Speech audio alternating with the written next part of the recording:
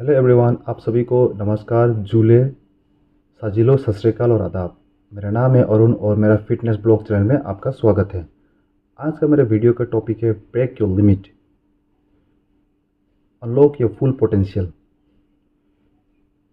जो limit exist करता है ना, जिसे हम लिमिटेशन करते हैं, वो खाली हमारे दिमाग में ही फिट है।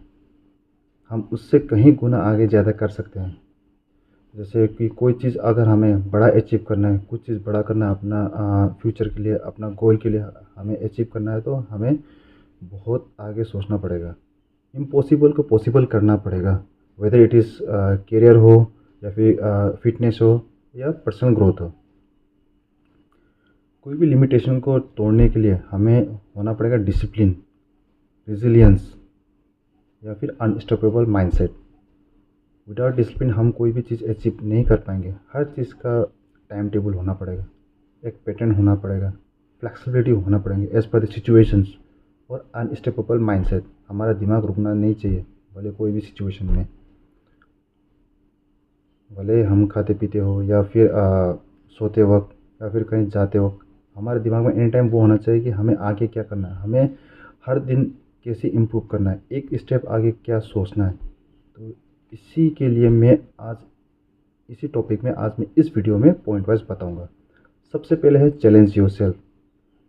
हमें खुद से चैलेंज करना है। हमें कोई भी कंपटीशन होता है, कोई भी कुछ चीज़ होता है ना, किसी में जब पढ़ाई में हो, स्पोर्ट्स में हो या वॉट एवर, हमें खुद से चैलेंज करना है। हमें किसी और से लड़ना नहीं है। हमें खुद से चैलेंज करने का मतलब है कि हमें इम्प्रूव करना है डे बाय डे। हमें कंफर्ट जोन से बाहर आना पड़ेगा। हम घर में बैठे बैठे तो हर चीज़ अचीवमेंट नहीं कर पाएंगे। हमें बाहर जाना पड़ेगा, अपने दोस्तों से मिलना पड़ेगा, नया चीज़ सीखना पड़ेगा, अपना कंफर्ट जोन से बाहर निकलना पड़ेगा, न्यू चैलेंजेस को एक्सेप्ट करना पड़ेगा। And second point is the embrace discomfort. हमें जितना भी पास्ट है हमारा, जितना भी ये जरूरी नहीं है कि हर किसी का पास्ट अच्छा हो, कुछ का खराब भी हुआ हो। हाँ? अपने पास्ट को साथ में लेकर नहीं चलना। जो कल तक हो गया हो गया, और आगे के लिए हमें नया प्लान, नया सोच लेना पड़ेगा। हर चीज़ सिचुएशन में ढलने के लिए खुद को बनाना पड़ेगा, हर चीज़ के लिए।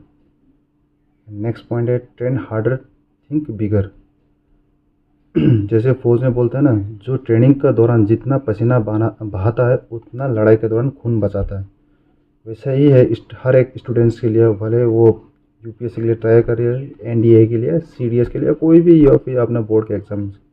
हमें जब टाइम मिलता है तो हमें खुद को इम्प्रूव करना है।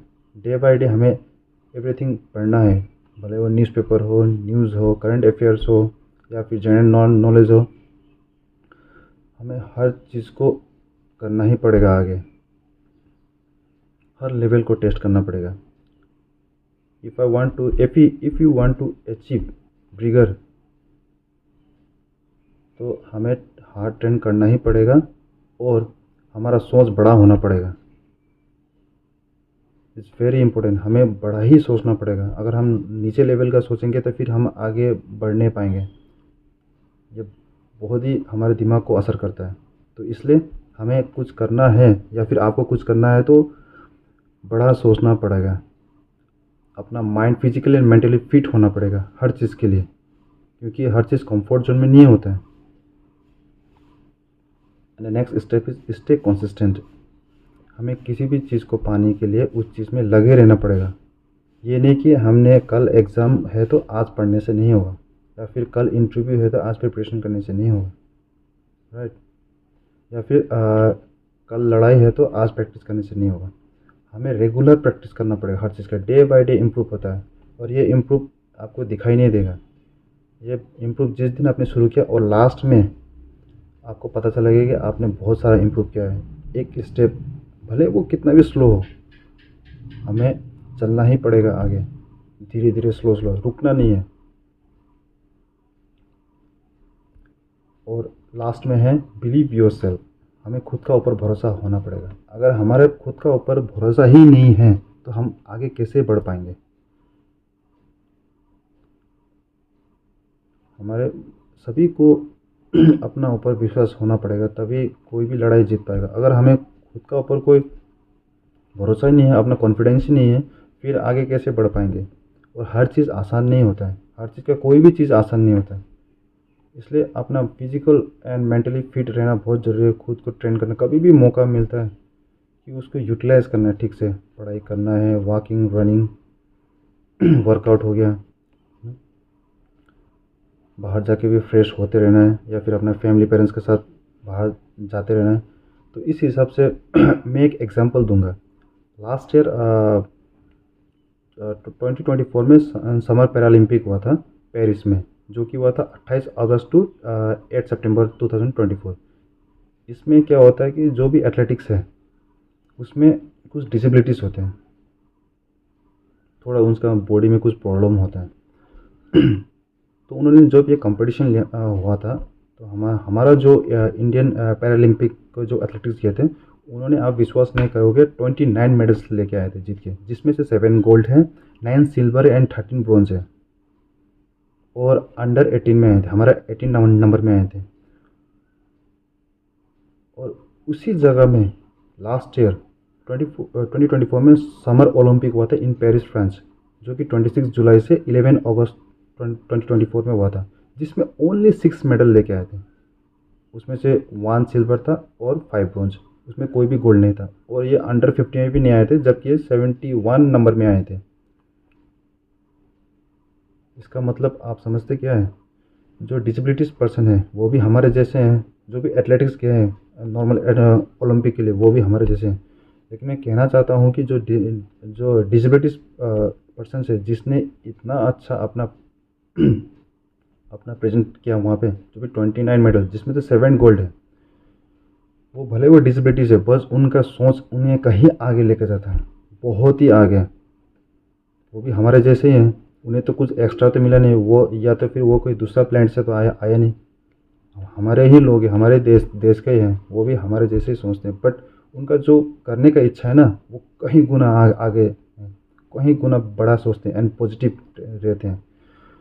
और सरकार जो, लास्ट टाइम मैंने पढ़ा था कि जो सरकार का फंड है एथलेटिक्स का, वो जो ओलंपिक्स के एथलेटिक्स है, उन उसका जो एक्सपेंडिचर वो बहुत ज़्यादा है। और जो पैरालंपिक के लिए एथलेटिक्स है, जो डिसेबिलिटी पर्सन, उनका जो बजट है वो बहुत कम है। फिर भी कम होने का बावजूद भी उन्होंने बहुत अच्छा प्रेजेंट किया, उन्होंने 7 गोल्ड लिया। बाकी जितना साल भी पैरालंपिक हुआ था, उससे लास्ट ईयर बहुत अच्छा हुआ था प्रेजेंटेशन, रिकॉर्ड ब्रेक किया था ओनली इंडिया के लिए। इसी तरह मैंने भी खुद को डे बाय डे इम्प्रूव करते रहता हूँ, भले वो फिजिकल हो या मेंटली। सपोज़ मैंने 18 जनवरी को 3 किलोमीटर मैंने रन किया था, शॉर्ट डिस्टेंस, जो कि 16 मिनट में, आप देख सकते हैं। और फिर नेक्स्ट किया था मैंने 25 मार्च को 3.4 किलोमीटर्स इन 14 मिनट्स, जो कि मैंने 2 मिनट्स मैंने कम लिया।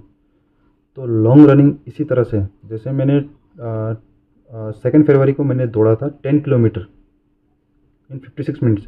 मैंने 10 किलोमीटर कभी नहीं दौड़ा था, मैं दौड़ता था 4 to 5 किलोमीटर बिटवीन। मैंने नहीं सोचा था कि मैं 10 किलोमीटर दौड़ पाऊँगा, बट मैंने खुद को टेस्ट किया। एक दिन मैंने एक चक्कर लगाने के बावजूद मैंने 2 चक्कर लगा दिया, उसमें 10 किलोमीटर होता है।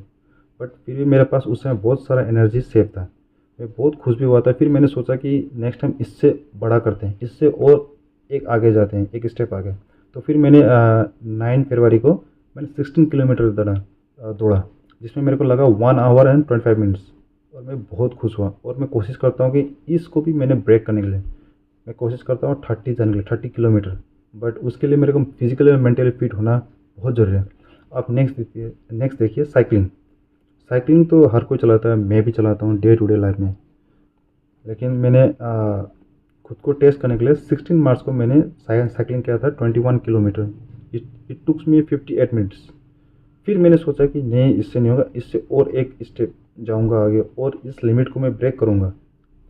तो फिर मैंने 23 मार्च को 51 किलोमीटर कवर किया, जिसमें टाइम लगा मेरे को 2 आवर्स एंड 20 मिनट्स। मेरा सिलचर जेल रोड से सिलचर एयरपोर्ट एंड बैक, ये भी बहुत बड़ा अचीवमेंट है मेरे लिए। मैंने सोचा भी नहीं था शायद मैं कर पाऊँगा, बट मुझे कॉन्फिडेंस था 1%। उस 1% का चक्कर में मैंने ये सब कंप्लीट कर दिया मैंने। और कोशिश कर रहा हूँ कि इससे भी और आगे जाने के लिए रनिंग करूँगा। मेरा सोच है कि रनिंग के लिए 30 किलोमीटर्स करूँगा, और साइकिलिंग के लिए कोशिश करूँगे 100 किलोमीटर्स करने के लिए इसी साल एट ए टाइम। तो इसी के लिए अगर कोई भी चीज़ हमें अचीव करना है तो हमें फिजिकली और मेंटली फिट होना पड़ेगा और अपने बैरियर को तोड़ना पड़ेगा और पॉजिटिव रहना पड़ेगा, एनी टाइम पॉजिटिव। लोग बहुत चीज़ कहेंगे, बट जब आप अच्छे अचीवमेंट करते हो वो फिर आपसे ही सीखेंगे। शुरू में तो हंसेंगे लोग आपसे, कोई भी चीज़ आप अच्छा चीज़ करते हो स्टार्टिंग ना, फिर बाद में वो आप ही से सीखेंगे, आप आपसे ही गाइड लेंगे। इसी तरह मैं कहता हूँ पॉजिटिव रहिए। कोई भी आपका सर्कल में रहता है, आपका इन्वायरमेंट में, उसको जानिए, करंट अफेयर पढ़िए, जनरल नॉलेज पढ़िए, अपना कंफर्ट जोन से बाहर आइए। और ये मत सोचना कि यही मेरा लिमिटेशन है, मैं इतना ही कर पाऊँगा, इतना ही दौड़ पाऊँगा, इतना ही पढ़ पाऊँगा। जो यूपीएससी के लिए तैयारी करते हैं ना, जो ये एनडीए सीडीएस के लिए, वो दिन रात मेहनत को, उनका जो पढ़ाई करने का तरीका होता है ना, वो बहुत ही भयंकर होता है, बहुत ही खतरनाक होता है, मैंने भी देखा है। तो वो भी तो हमारे जैसे हैं, ये नहीं कि वो अलग प्लेनेट से आए या उन्होंने एक्स्ट्रा मेडिसिन खाया हो, इट्स नॉट लाइक दैट। और उनका सोच उन्हें कहीं गुना आगे लेके जाता है। इसी तरह आप भी कर सकते हैं। एटलीस्ट वही कहना चाहता हूँ, अगर हमें फ्यूचर अच्छा करना है या फिर हमें आगे जाके अच्छा करना है, कुछ चीज़ बड़ा करना है, तो हमें प्रेजेंट भी अच्छा ही करना पड़ेगा। हमें तकलीफ़ करना पड़ेगा, वर्क हार्ड करना पड़ेगा और खुद का ऊपर विश्वास होना पड़ेगा, पॉजिटिविटी होना पड़ेगा। कहते हैं ना, you are the writer of your own story.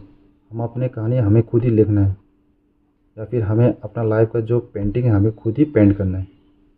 तो इसीलिए आप डिसाइड करना है कि आप किस तरीके की स्टोरी लिखना चाहते हैं, या फिर आपका लाइफ का पिक्चर आप किस तरीके से पेंट करना चाहते हैं।